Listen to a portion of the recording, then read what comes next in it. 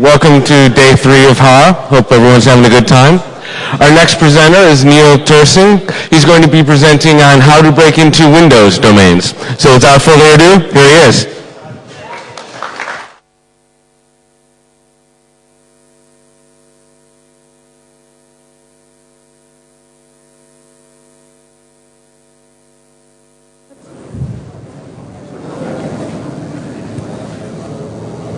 It is on? Great. Thank you. Good afternoon, everyone. Welcome to my talk. Sorry about that. I hate technology.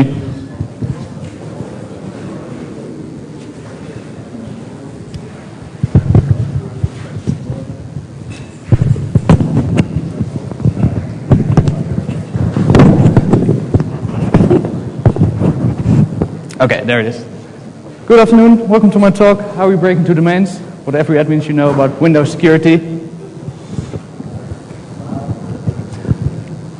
Before we get started, I'll tell you a little bit about myself.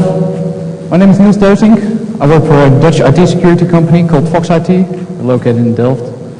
I do pen testing, all sorts of pen testing, web applications, networks, social engineering, you name it. Been with them since 2005. I was at the 2 previous events in 2001 at HAR, at What the Heck in 2005. I'm glad I can contribute to the talk this year. So what's this talk all about? Well, we do a lot of internal pen testing, so we see a lot of internal networks, and we see what usually goes wrong and what goes right. But this talk should mostly reflect what goes wrong. It's not really about how to break in domains, not how to do it, although if you want to do it, it should help you a bit, but more about the techniques and how they're combined. It's not intended as an anti-Microsoft rant or anything, because, well, we break plenty of Unix systems as well, usually. So, a bit of an outline. First I'll talk a bit about getting into a network. How likely is it these days that an attacker would actually make their way into your internal network? Then a bit about getting a foothold in a network, compromising those first couple of machines, so you can go on from there. And finally, about expanding influence into a network, maybe taking over large parts of the network, perhaps even the entire network. And that's also where a bit of my own research comes into play. So, getting in. Well, there are too many ways to fit on a slide to do this, so I've listed a couple. May not be so obvious, but physical access is a very effective one. As I mentioned, I do social engineering things as well, and you'd be surprised how easy it is to just walk into buildings if you look nice and don't wear shorts, but a nice suit. And well, you just plug in your laptop and pretend like you belong there, and well, if they have badges, people don't usually check for them. So that's pretty effective, but of course, it's a bit cumbersome going to all those companies. Client applications, of course, you've probably heard about these in the news.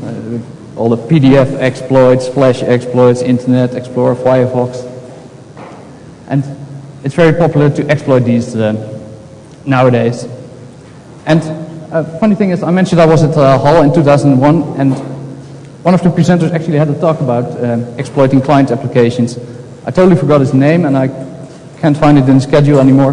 But he had written some kind of Internet Explorer exploit, and he asked the whole room full of security-conscious people who has ever patched their browser.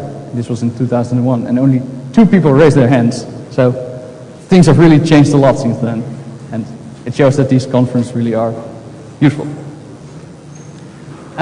Server applications are a bit harder to attack on the outside these days because everybody has patched them or has been forced to patch them, because if you have a vulnerable server on the outside, then a worm will probably get it. And all you need to do is send someone a malicious PDF, a direct target.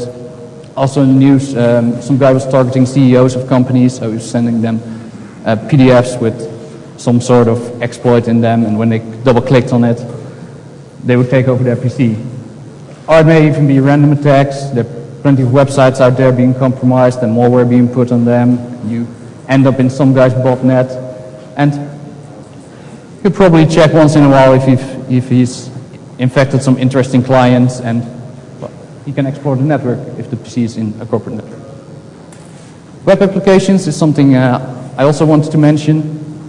Well, as I said, vulnerable server applications are pretty rare, but there are still a lot of web applications out there with a lot of custom code, and well, they're usually on the outside of the network and connected somehow to the inside of the network usually. So I've used that a couple of times to actually get into domains from all the way from the outside.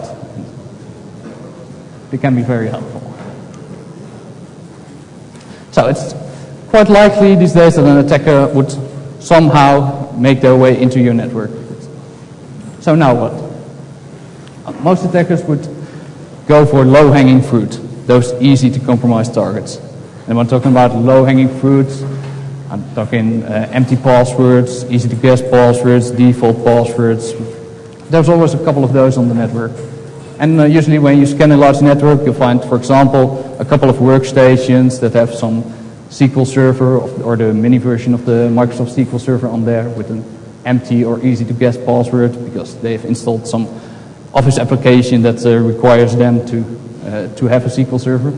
And well, you may say, well, who cares about those SQL servers? There are probably not a lot of interesting information on there, and it's only one user.